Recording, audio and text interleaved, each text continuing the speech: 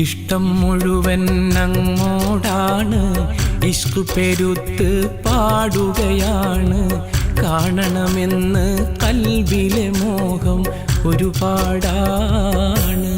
റൂഹ് പിരിയും മുമ്പ് പുണ്യമദീനയിൽ എത്താനാണ്. ഇഷ്ടം മുഴുവൻ അങ്ങോടാണ്, ഇഷ്ക് പെരുത്ത് പാടുകയാണ്.